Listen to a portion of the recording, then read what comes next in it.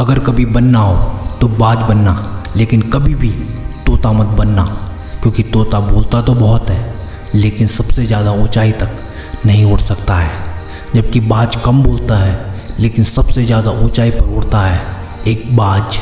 और सारे पक्षियों का राजा होता है एक बाज।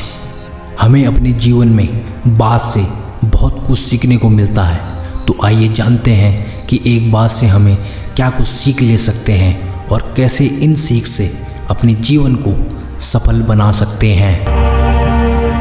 बाज यानी कि ईगल, यह एक ऐसा पक्षी है जो आसमान में सबसे ज़्यादा ऊंचाई पर उड़ता है और यह केवल अपने साथी यानी कि बाज के साथ ही उड़ते हैं। कोई और पक्षी इनके इर्द गिर्द भी नहीं भटकते हैं। ज़्यादातर पक्षी झुंड में उड़ते हैं, लेकिन बाज केवल एक ऐसा पक्षी है जो या तो अन्य बाज के साथ उड़ते हैं या फिर अकेले ही उड़ते हैं और इनको झुंड में उड़ना बिल्कुल भी पसंद नहीं है। इस बात से यह सीख मिलती है कि जिस इंसान की थिंकिंग छोटी होती है उनका साथ छोड़ दो और अपने जीवन को अकेले दम पर जियो। यही वह मौका है जब आप खुद को अच्छी तरह से जान सकोगे। आपकी संगत ही डिसाइड करेगी कि आप अपने जीवन में कितनी ऊंची उड़ान भरेंगे।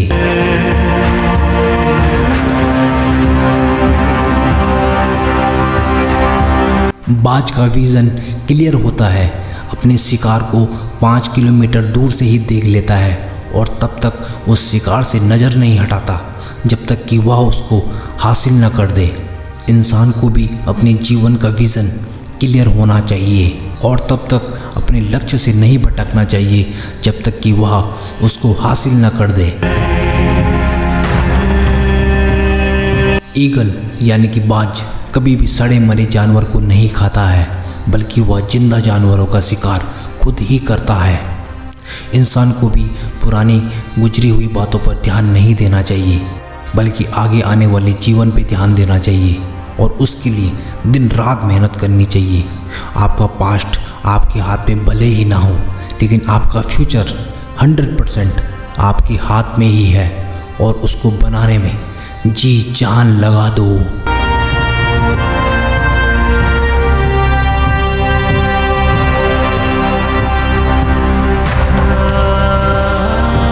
बाज एक ऐसा पक्षी है जो तूफान, बादल, बारिश से कभी नहीं घबराता है, बल्कि इन सब चीज़ों का सामना कर आसमान में निडर उड़ता है, जबकि अन्य सभी पक्षी डर के मारे बिलों में, घोंसलों में छुप कर बैठ जाते हैं।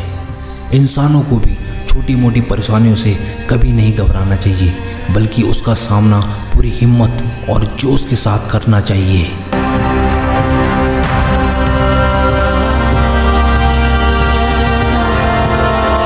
बाज हमेशा अपने घोंसलों से मुलायम घास को निकाल फेंकता है, क्योंकि वह चाहता है कि उसका बच्चा कभी भी अपने घोंसलों में कंफर्टेबल ना रह सके और वहाँ से बाहर निकलने की कोशिश करे, क्योंकि उसको लगता है कि अगर उसने अपने बच्चों को कंफर्टेबल लाइफ दे दी तो वह अपने जीवन में कभी कुछ नहीं कर सकेगा।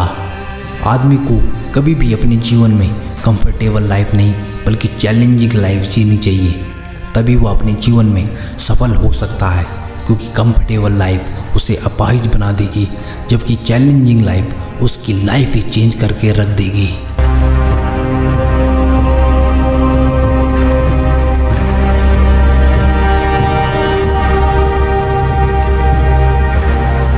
पक्षियों में बाज यानी कि ईगल की लाइफ सबसे ज़्यादा होती है।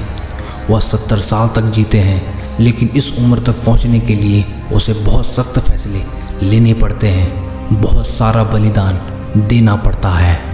जब बाज 4 साल का हो जाता है तब उसके पंजे शिकार को पकड़ने या झपटने के काबिल नहीं रहते हैं। उसकी लंबी चोंच झुक जाती है, मुड़ जाती है, उसके बड़े बूढ़े पंख भारी हो जाते हैं जो कि उसकी छाती से अटक जाती है, जिस कारण उसे उड़ने में बहुत ही ज़्यादा मुश्किलें होती है।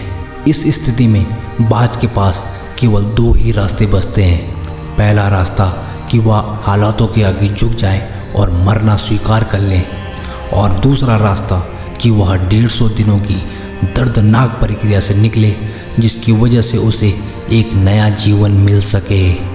बाज एक ऐसा पक्षी है जो कभी अपने जीवन में हार नहीं मानता है और अपने घोंसलों की तरफ वापस चला जाता है और वहाँ वो अपनी चोंच को मजबूत चट्टानों पे मारता है और तब तक मारता है जब तक वह उखड़ न जाए और उसके बाद अपनी नई चोंच आने का इंतज़ार करता है।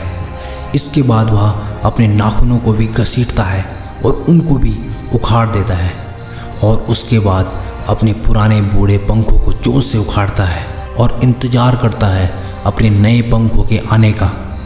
ये सारी प्रक्रिया 150 दिनों तक चलती है और इसमें बाज को काफ़ी दर्द, बलिदान, पीड़ा सहन करनी पड़ती है।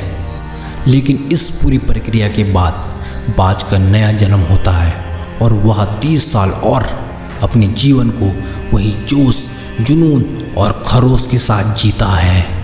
हमें भी बाज की इस सबसे बड़ी बलिदान से सीख लेना चाहिए कि हमारे जीवन में चाहे कितनी भी कष्ट, कितनी भी पीड़ा या मुसीबतें आएं, हमें उसका डटकर मुकाबला करना चाहिए और अपने जीवन को पूरे जोश, खरोश और जुनून के साथ जीना चाहिए।